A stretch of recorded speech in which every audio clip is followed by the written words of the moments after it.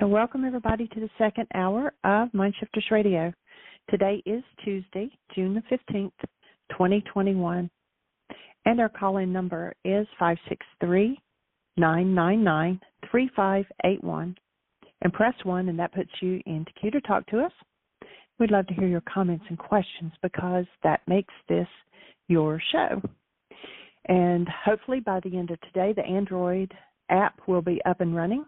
The iPhone is already out there, so just keep holding the space that all that works out. And I am doing the show today. Michael's actually breathing and processing, and instead of playing a repeat show, Susan and I had some email correspondence. Susan, I'm going to turn your microphone back on. Mm-hmm. And so I said, okay, I'm going to do the show today, and we're going to talk about this. So it's can't wait. Yeah, take a deep breath. So it's on obsessive compulsive disorder, and it's often referred to as a mental illness, but it doesn't have to be. And I am OCD, and we've actually changed that to OCB because it's an obsessive compulsive blessing instead of a disorder. So changing the way you think about it, and so. Susan had written to me and was surprised that we admitted that I was OCD. And, it's just an example, and it's part of, like, needing to do it right.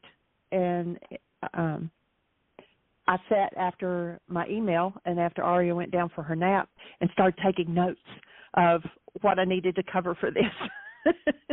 So wow.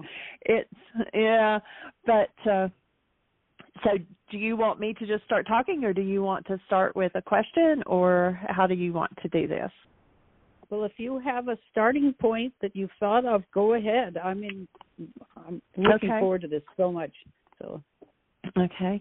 Well, some of the things when I did some research on, what's going on with me, this is some time back,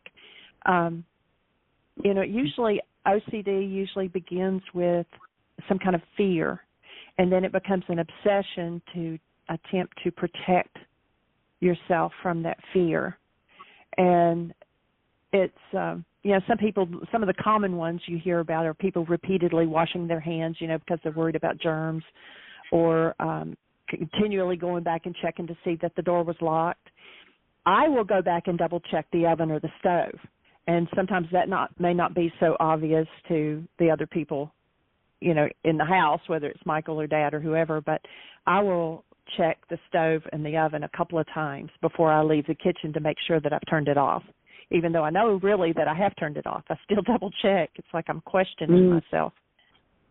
Some people even have like body tics, or constantly clearing their throat or repeating words or whatever.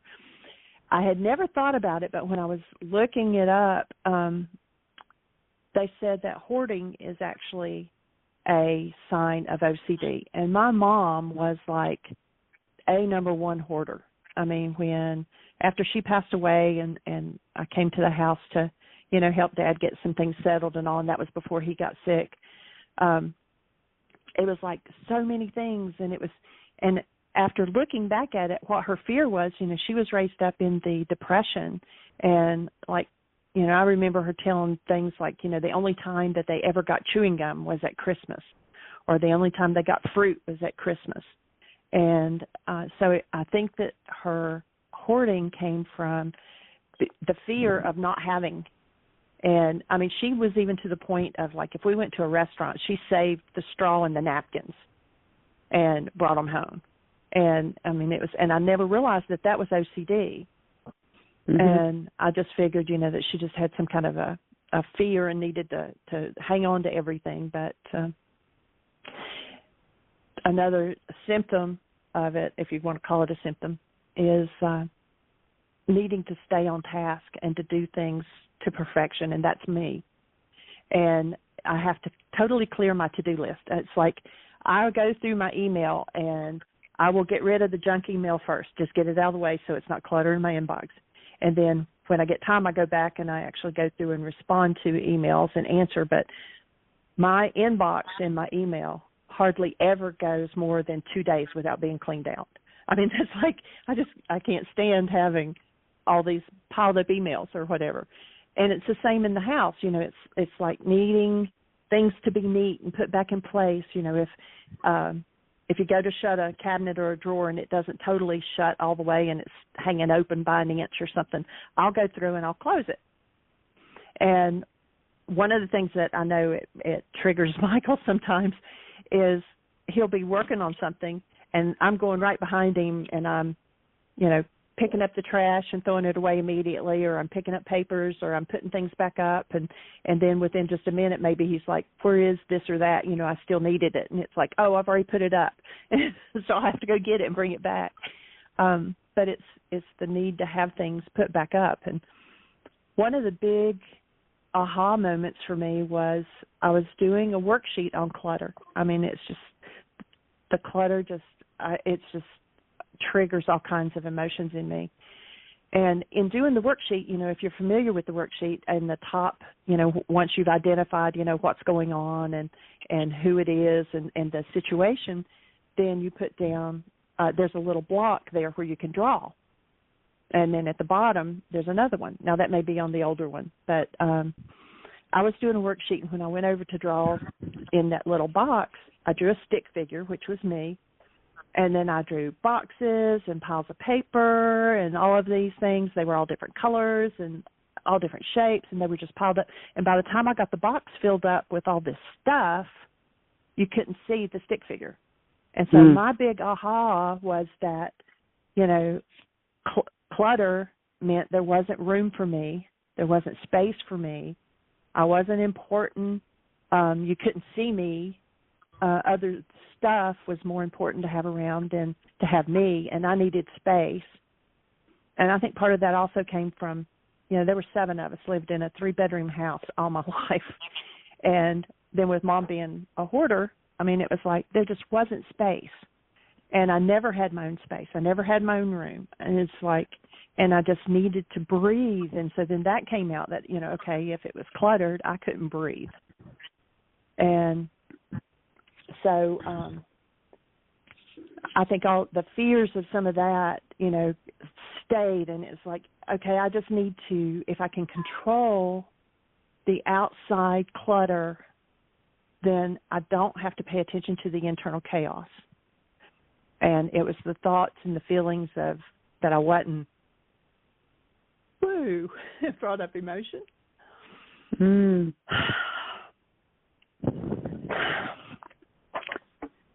So I'm right here, constant need. Thank you.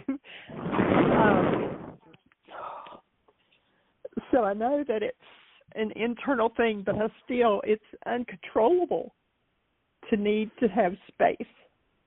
And then when we moved in here to take care of Dad,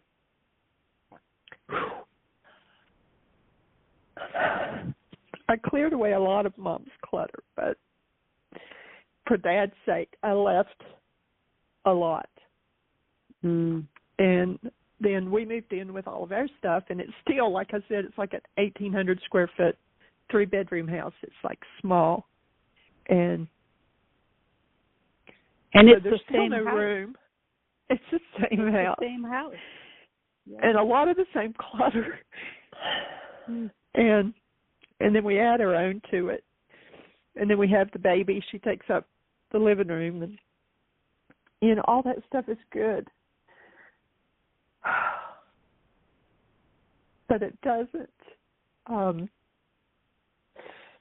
You know, OCD is not something you can just say, oh, well, I'm not going to do that. I'm not going to worry about that. That's it. There are things you can do to help it. You know, one of the big things, which Michael has to make me do because I won't do it, is to stop and do self-care, you know, soak in a bathtub or go get a massage or whatever. And I'm getting better at that. I attempt to, after the radio show, if Aria's still asleep, I'll go in and do an Avicen, you know, put my hand in the Avicen, and that usually puts me to sleep, so I'll take a 30-minute nap, and it's kind of a refresher. Another thing that I do, and it's just open confession here to the world, is that because I need to get tasks done and things off my to-do list, I do have the ability to have great attention to details. And that has paid off, even things like doing the app or doing the website or whatever, proofreading documents for Michael or whatever. It helps to do that. So it has been a blessing. It also paid off when I was in the workforce, and I worked for a pharmaceutical company, and one time we had these big issues come up about one of the drugs, and my boss knew that I had the ability to basically sit. I didn't do shorthand, but I did speed writing, and I could sit in a conversation and catch almost every word that everybody said. And because I could do that, when they had these big conferences on this drug and the issues that were going on with it, they had me come in and take notes of why they didn't just record it, I don't know, but take notes of what was discussed and who said what and what they decided to do and all of that. And it actually pushed me into like a promotional type position. And that whole group, and I mean, they were scientists and researchers, and like, here I'm this little peon. I'm a tech assistant in the lab, and but because I could pay attention to detail and capture what everybody was saying, I actually got to go to London like 3 times. That was where our main headquarters was, and they were so good with me. I mean, like they flew me first class with the researchers and everything else, and I would sit in the meetings and take notes, and that's all I did. So actually that ended up being a blessing that I did pay so much attention to details. But because I have to get things done, it pushes me sometimes to the limit of, physical exhaustion, that I need to finish this, I need to complete this task. But then it also does another thing, is that if I know that, say, Michael has to do something, and he might have 2 weeks to get it done, I'll remind him every day, and I know that drives him crazy or brings up his crazy. I'll remind him, you need to do this, you need to do this, you need to do this, but it's like it's on my to-do list even though it's on his. And it's like, I just need to get that done and get it out of the way. A lack of control, and I'm sure that a lot of mine has come from, when I couldn't take it living here in the clutter and everything and didn't have my own space. And it's like I just wanted to get out. And leaving is one of my big issues. Michael's actually, I had to take it off the table because, I mean, it's still one of the things when I get to the depression stage, which comes with OCD, or if I go into the overwhelm stage, then leaving is my first, I got to get out of here, And I know that I take it with me, that you can't run from it. Right. But it's so needing to control my environment so that I feel safe, I guess. Go ahead. I was thinking your little stick figure surrounded with boxes. It sounds as if tasks are like boxes. They can be. You're surrounded with a different kind of hoarding that's going on. The hoarding of stuff. That's a good thought. Yeah. And I can see why you'd want to escape, because you get out into the field, you can breathe, you can spread your arms out. I'm having to take deep breaths just feeling suffocated on your behalf. Yeah, it can be. And actually, and Michael and I have been doing so much deep process work lately, and also a lot of things will pop up, that maybe I've been very successful in keeping down for a while, but because when you get to a new energy, a new vitality, then you're able to look at the next level of whatever. And so, it pops up and it's like there in your face. And, like the other day I said it was my T-Rex came out, because when the fearful me is not succeeding in getting something done or achieved or whatever, then it's like the T-Rex comes out to protect the fearful me. It's like, yeah, right. But So, my goodness. You yeah, didn't that's a mention... good thought, and I've made a note. I'm going to do some work on that I have a different kind of hoarding, and that is of tasks. Thank you. Yeah, and the tricky part of that is that you have a huge gift. And so it seems as if you need to use it, and you can use it. And so who gets sacrificed? The little stick figure gets lost again. Right. So, and what would happen? What would happen if you stopped typing and stopped posting and stopped putting up links and stopped cleaning? And I mean, can you imagine it? Yeah. It's, and we actually ran into something like that the other day. I was actually, believe it or not, in this living room, I have got 3 computers going right now, and I usually have the app stuff and the people from India going on one. I have the website and the lady who hosts their website. She's been helping me tremendously. And so I've got that on another one. And then I've got, like I need to file some stuff for Dad for insurance and stuff like that. And I looked on his computer and couldn't find it, and I realized that stuff was on Mom's old computer, so I had to dig it back out. So I've got it hooked back up so I can pull some files off of it. And, so I bounced from one computer to the other. And then something was going on with Dad. I think that was the day that the occupational therapist had said, they weren't going to come back unless, they could prove that he was on some kind of meds or something that would improve his cognitive level. And anyway, and bless his heart, Michael came in and asked me about another project, and I just was like, I can't do it. You got to get somebody else to do it. I can't do it. I mean, it was like I cut him off immediately because it was like I was at the breaking point. And that wasn't fair to him. Oh, well, there's that story about the frog who's put in a warm pot of water, and they heat the water up, and the frog doesn't know that the water is heating up until the frog is completely cooked. That's what it sounds like. Yeah. And the compulsion, I think about my grandson, who is extremely bright and gifted like you. He can do so much, but he has these obsessive ritualistic thoughts. They're very different from what you're doing, so I don't need to go into it, but I understand totally, though. It's the thoughts can be, that's one of the first triggers, and the thoughts could actually sometimes go to the point of being like destructive thoughts, whether, it's that something's going to happen to you or that something's going to happen to somebody else. Right. Or, and those are beyond control, too. I mean, it's, people that haven't experienced it could say, well, quit thinking that way, Yeah. But, right. His doctor has told us that when he starts, I'll give you a quick example of what he does. He had a professor a year ago who criticized him in class.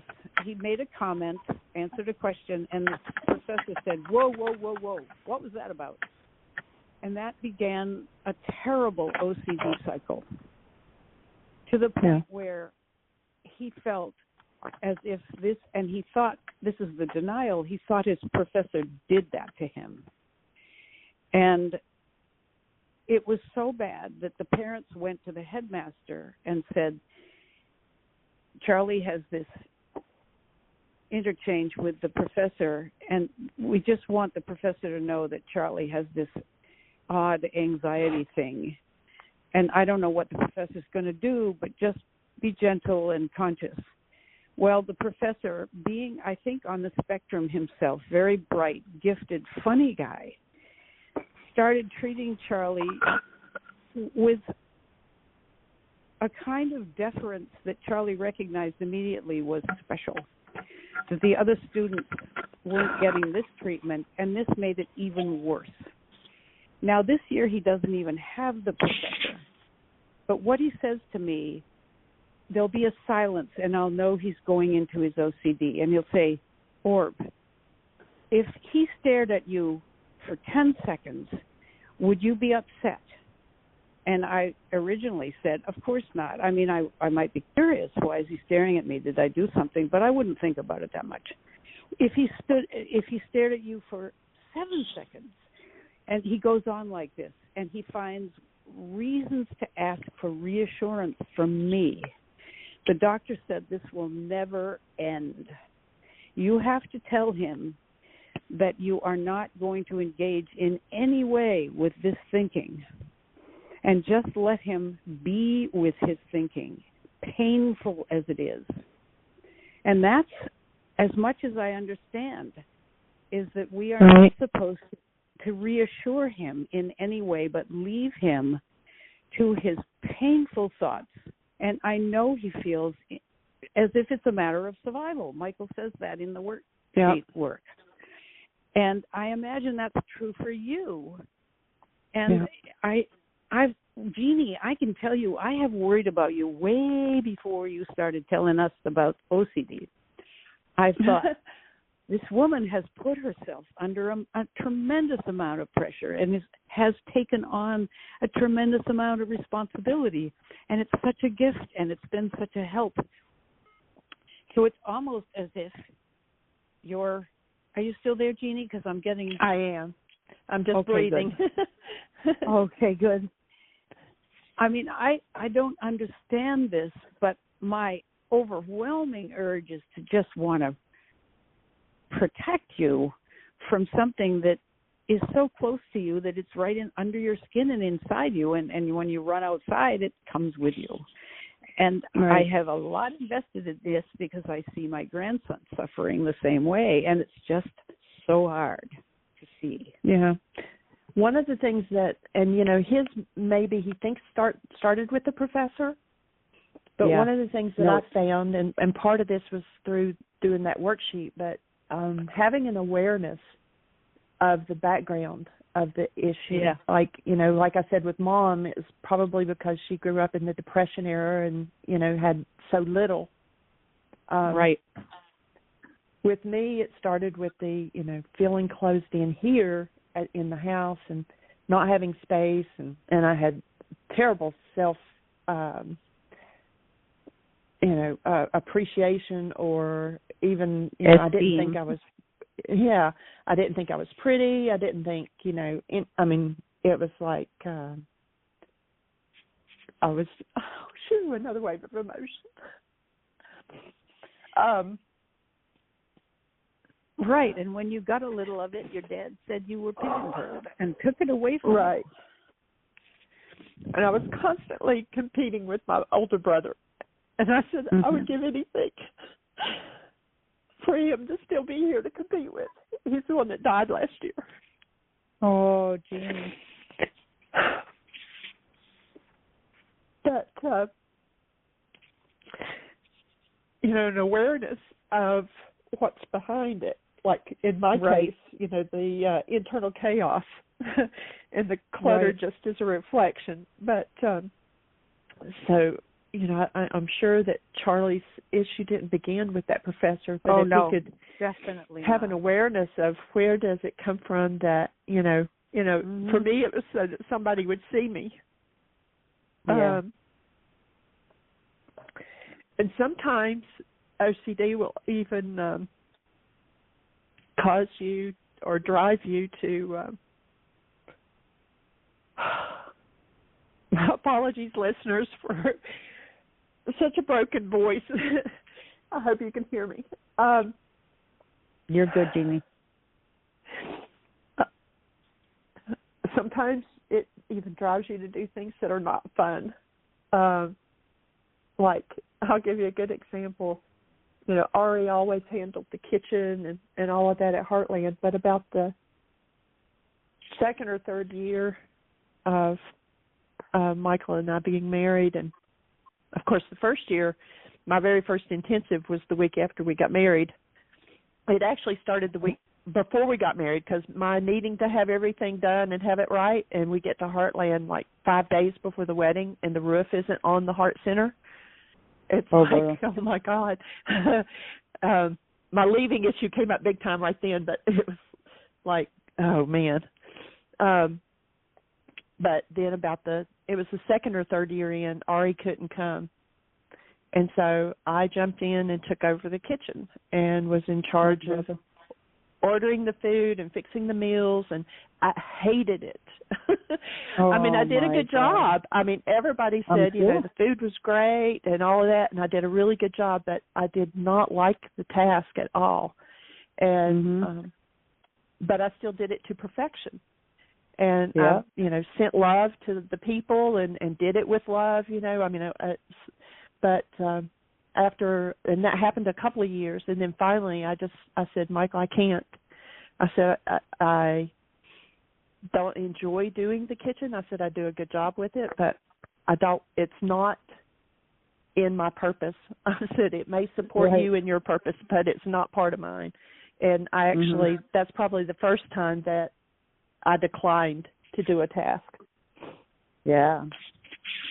But it's this drive, people that have OCD, it's, we need to be perfect. We need to have it just so that we will be approved of and acceptable. And safe. That's probably with your grandson, too. Yeah. Well, he comes from a long line of men who have had depression and anxiety, and to do things to stay safe, but not necessarily that they love. And boy, you just talked about doing the kitchen stuff. So yeah, it didn't start with the professor, but it became very obvious, very blown into our line of vision. It was under expressed before that. But wow. Is he able to recognize, I wasn't at first. I mean, it would just be like it would creep up on me and just, I'm now more able to be aware of, my driving need to do something, and can kind of breathe and go do something else, like, if a room is extraordinarily cluttered, then close the door. Exercising. For me, it's running. I actually, I used to go to the gym and would run, and then when COVID hit, and so now I've got a treadmill here in the house next to the desk. And so, for me, running, and I know what it does physically, besides, helping you stay fit, but it releases chemicals in your body. I think they're the ones called endorphins that bring on like a happiness or whatever. And so that's kind of a relief. So I don't know if Charlie has an outlet that he can do that, something like that helps him to redirect his focus. Yeah, he does, but you're more aware than he is. For instance, I'll say to him now, how's it going? And he knows that's not a question meaning let's engage in the OCD discussion, but how's it going? And he'll say, I'm struggling, but he won't talk about it. And he doesn't have, I did a worksheet with him a couple of years ago, but he's not applying himself the way I hope he'll learn to. It's just because he's young, I think. He doesn't have the perspective. He's just suffering with it, and it's hard to see. And so I'm doing what I do worksheets. I visualize him as whole and peaceful and joyful. I consign him to God every time I think about him and do my work. But I feel as if that's the only help, and it's a lot of help. Michael has said that over and over. The best thing you can do is be well yourself. I understand that. But, is he one that, I know you talk about going on walks sometimes with grandson. Is he one of them that goes with you on a walk? It's rare. Yeah, and because that often would he be won't good. go. It would be good, and he's on a baseball tournament team, and he's an ace pitcher, and they often put him in to pitch the whole game. And I asked him, "How are you when you're up there?" And he may say, "I didn't enjoy myself because he calls it gut golding. His professor was called Mr. Gut Gold. He said I was gut golding the whole time." So it even comes into his when he should be distracted, and yet he seems to like being at school. Somehow being among friends, he's likable and has friends. He says, "I suffer more at home." So a support system is very crucial to an OCD. Yeah. And so if his friends are, even though you all would be probably the better spiritual and mental support, for him right now, probably his peers, at least he's not withdrawing and because we can get into that. And I say we, it can be a cycle of, you have these thoughts and the worst is going to happen and you're fearful and then that creates anxiety. And then that creates depression, and then you get worried about the depression, and then the whole cycle starts all over again, Yeah.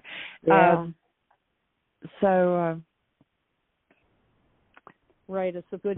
His best friend is on a medication for something, and I think he's suffering from some anxiety. And these boys are pretty close. And I've asked Charlie, "Have you talked to Sam about what goes on with you?" I mean, I don't use him to answer your OCD questions, but does he know you struggle?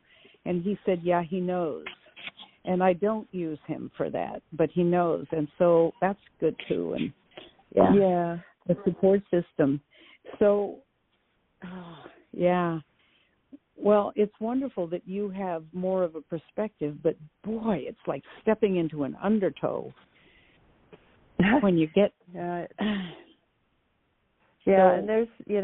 there's times, I mean, I even texted you one day, was it last week or week before, because we had talked about depression before, and a lot of people think, well, Jeannie's married to the master here, she's got it all together, and I don't.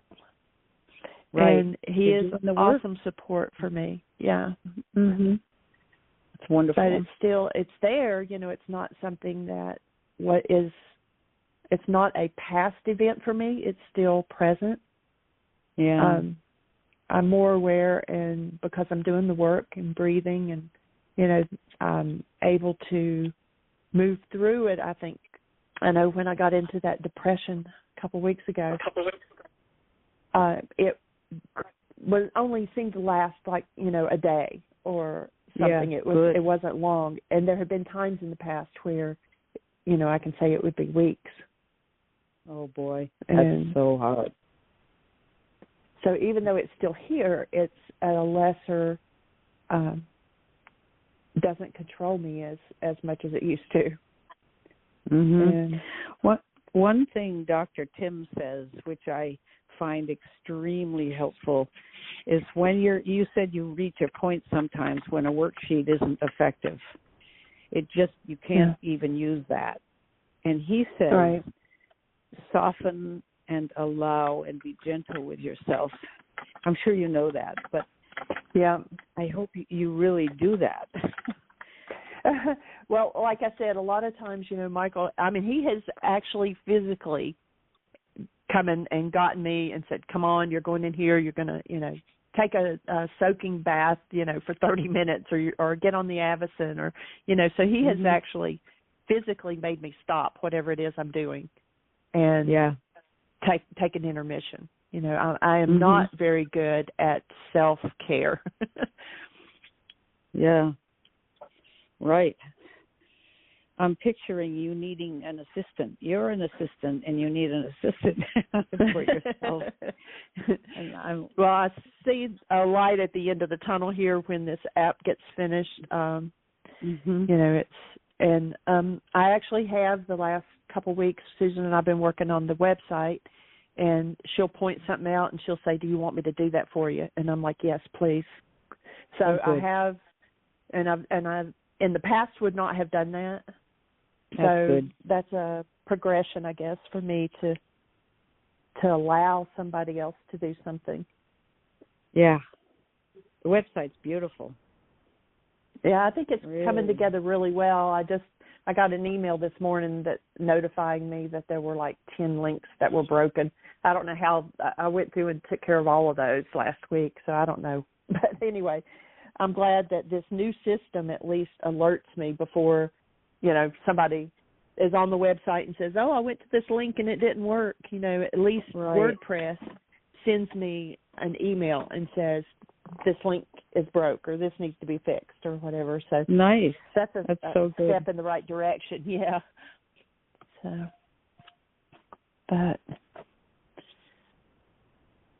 So the one thing you didn't say about this present house is it is your childhood home.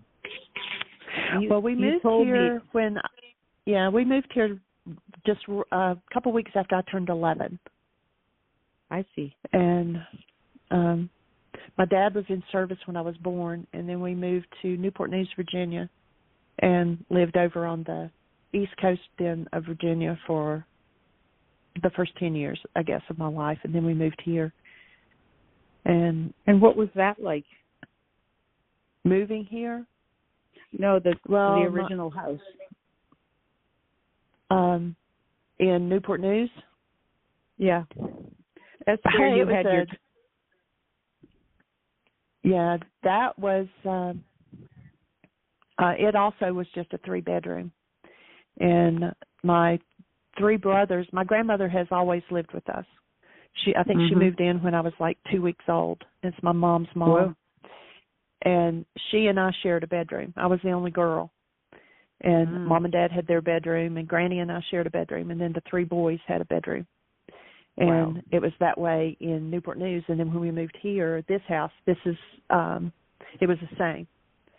So, 7 of us, and it was just challenging. It's... Right. Was your mother hoarding in that first house? I'm sure she did. I don't have a whole lot of memories. I told Michael I don't remember hardly anything before 5 years old. And then there's very few memories.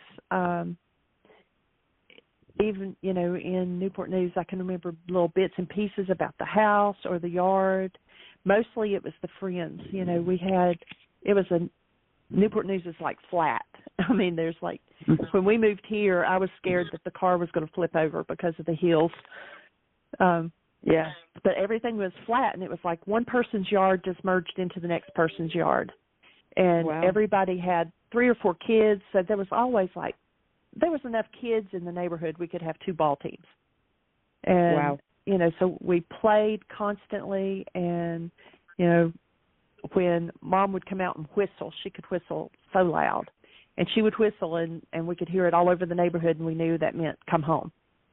And, we rode bikes and stuff. So most of my memories before we moved here to Bristol were playing and being with the kids outside and stuff like that. And my 2 younger brothers were really young. They were only 3 and 5 when we moved here. And so after we moved here, then all kinds of things happened. Okay, excuse me if this is TMI, too much information, but I started having my cycles when I was 11 years old. It was right after we moved here. And then it was like all of my life changed after that. It was just so much happened after we moved here. And I think part of it probably was when we moved and some of the stuff didn't get taken out of boxes and boxes got put in corners. And, I think that was the beginning of it. Right. But did you go outside a lot when you moved to the new house? Not a whole lot.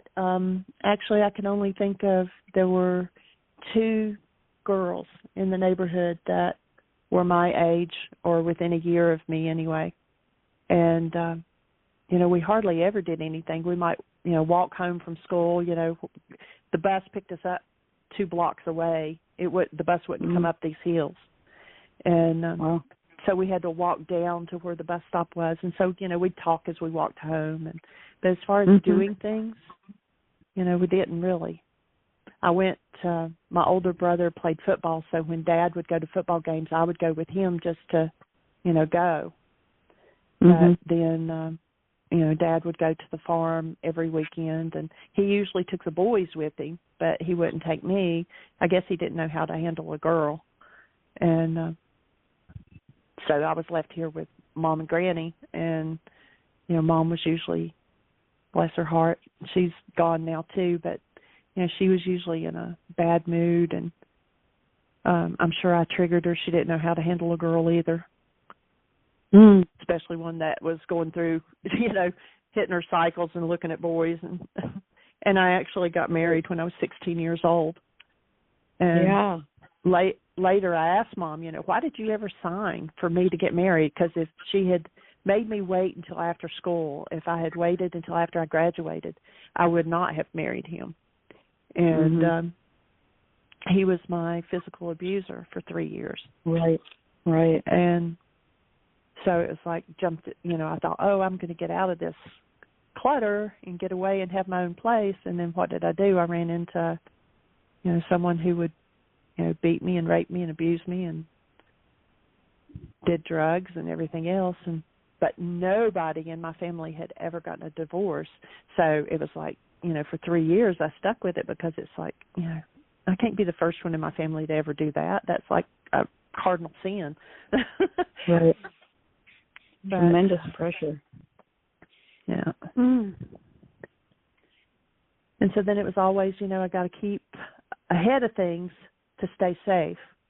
And so it just took on the OCD of needing to clean and pick up and straighten up, just kind of carried over into a different kind of obsessive behavior. Right. So you said in order to stay safe. Yeah. What would happen? What's unsafe about?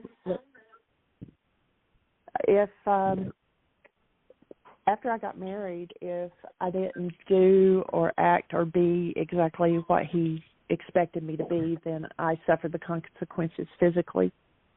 It's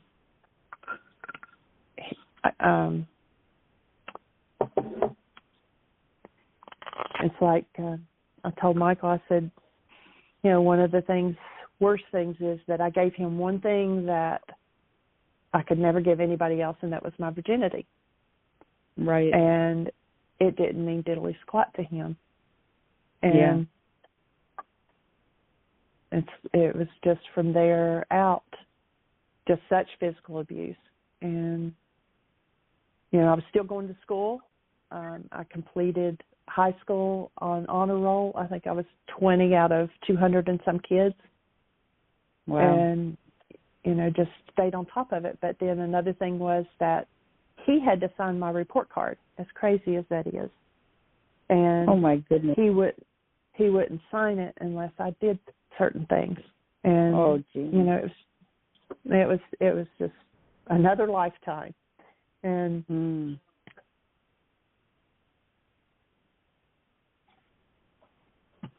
so just you learn how to walk on eggshells and do a certain behavior to be accepted, to stay safe, and then that just kind of rolls over into every other activity. I need to do this just perfect, and I need to do whatever. So OCD does impact almost every area of your life. Yeah. And it's, I do worksheets, and I know, that our emotions and our feelings are based on our thoughts. And some of those thoughts have roots that go so deep, it's hard to pull them suckers out, Right. You don't even know what the thought is. That's been my experience with Right. anxiety, is I will feel the swoon of the dark cloud coming through. And I'll think, this is a thought down there somewhere, but I'm not aware of any thought. I'm aware of imminent danger and doom. And then I can sort of backpedal into the worksheet and somehow figure out, maybe only partially, but it's been a kind of a back and forth thing.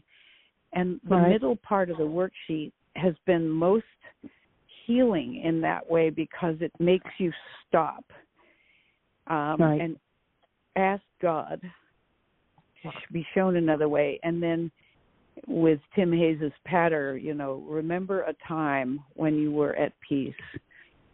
And Michael's question, how did it feel when your power person did that? It's part of my forgiveness pattern now, too, because usually it's traceable back to some of those things. But, what you say about finding the original thought, I don't even know if there is one, because it may be generational. And Michael, thank God, he has said you don't really have to know. You just have to clear, forgive, and keep doing the work. But one of the things that, and I don't know if this would help, one of the things that kind of triggered a beginning of, like you called, backpedaling, a lot of times it would be like, we'd be eating dinner or something, and Michael would look at me and he'd go, penny for your thoughts. And I'd look at him and I'd go, there were no thoughts. And he said, well, where did you just go? And what we started paying attention to then was, what I did to survive the abuse was basically to disassociate. Now, it's different from what Michael talks about dissociating, but I would actually leave my body so that I didn't feel the full impact of the abuse. And so when things would happen that Michael saw that I had kind of left the room, even though I was still sitting there, is to, instead of necessarily trying to grab the thought, which often, like you just said, there isn't one, is to say, okay, what just happened in the room? And look at your space. Did the lights just change? Or did a certain person walk in? Or, if you're in a restaurant, the build of a person that just went past you. Or did they just dim the lights? Or did a certain music come on? Or, and kind of look at the environment and say, what just happened that triggered my dissociation? Or disassociation. Because it's like file folders linked together that, an event happens and you feel this emotion or feeling and you leave your body. And so then those are all linked together.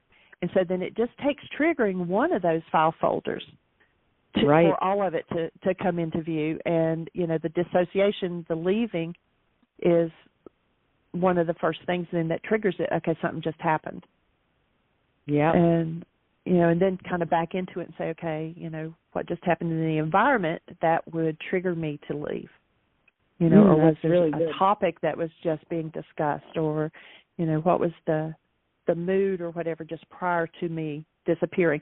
And of course that helps, having someone there that's aware enough to recognize, oh, you just left the room, even though you're still sitting here, you're not here. And then to be able to support you. And you, when he asks that question, you're okay with it, or are you triggered to anger or any kind of reaction? I think that, maybe at first there were times when it would be like, I think the desire to avoid it. So it would be like, oh, nothing, or whatever. And to kind of slough it off. But then the more and more that we've done work around it and everything and are aware that, like some of the issues around the abuse and everything come up when we're doing the breath work and stuff, or my hips will start hurting, or, just different things that will trigger, or my neck or something, and it will kind of, it's like the body remembers. Even if we are able to block it out of our mind and say, I'm going to push that aside and not think about it anymore, the body still remembers. And so it sometimes will automatically react. Yeah. Yeah. And so it's just becoming more aware of, okay, let's dig into this, because you can't ignore it. It's in there. You can say, you're not going to go there or look at it or whatever, but it's going to show up somehow or other in your life. And usually it's physical. So, wow, that's so interesting. Wow.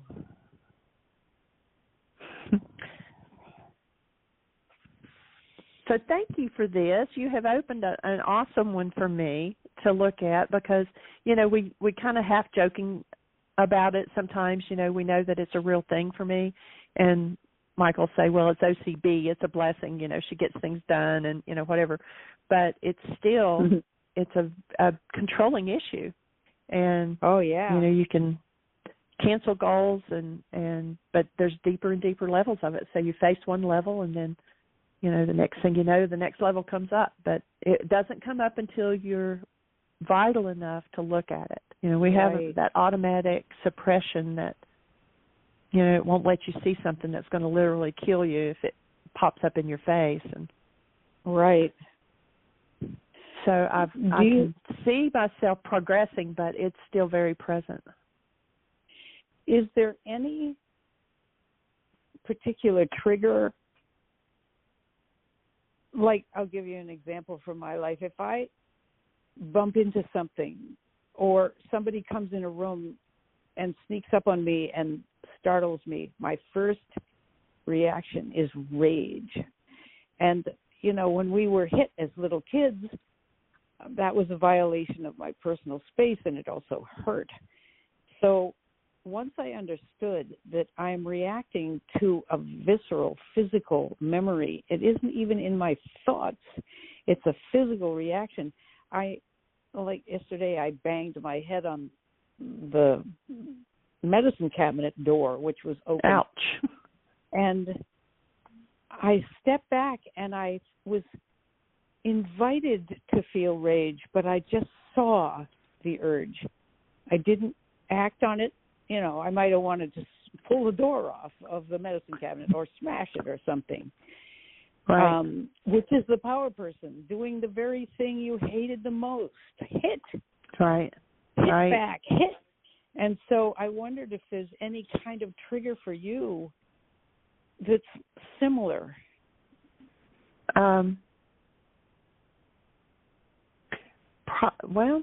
Probably the biggest thing is when I'm in this like forward motion. Let's say that I'm in the middle of a task and I need to get this done, and I'm focused there, and something happens to pull me away from it, and I know I'm not going to get that finished. I need to go over here and do this other, and so the actual priorities of my space overrules the priority in my head. Right. If that makes sense. It does. And then it's like, oh, I'm not going to get this done. And then, if when I'm in that, and bless his heart, it's Michael now, comes in and says something or does something, and it's like this, I can't take one more thing, but I don't say that out loud, then I have a tendency to get defensive or whatever. And then if that triggers him, if he comes back with what I would perceive as a strong voice or whatever back at me, then it's like my T-Rex comes out at that point. Okay, right. Very understandable. Holy mackerel.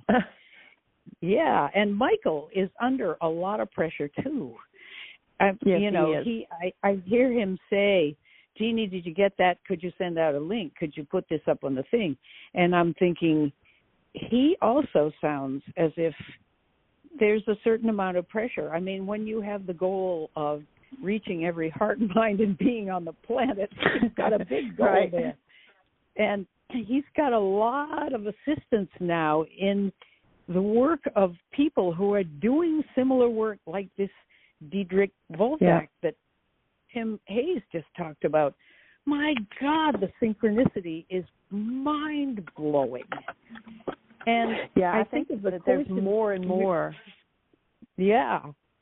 And I was, Michael's work is the work, to me, the worksheet is it. And I have had people who have come on the radio show and said, oh, this isn't the way I need to work, or this isn't for me, or whatever.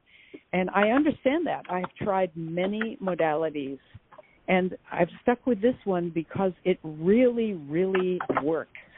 Works for me, and it would work for a lot of people, but it is, it's a matter of personal preference and comfort and all kinds of weird stuff. But what Michael is doing will reach every heart, mind, and being on the planet, but he doesn't have to do it. He is doing what he's doing. And I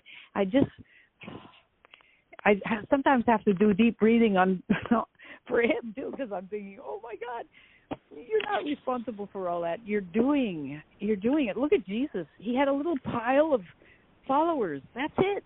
He had a little pile of people. Yep. And we are thankful that you are on our team. I mean, you are such support. You're calling in and talking with us on the show, the emails you send us, the support you send us. I mean, it's awesome, and we thank you.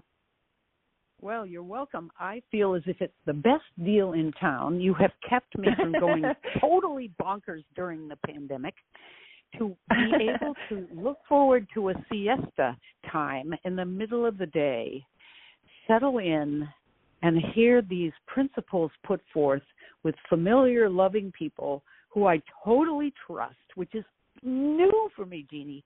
It's just amazing. So anyway, I can't thank you guys enough. Yeah. Wow.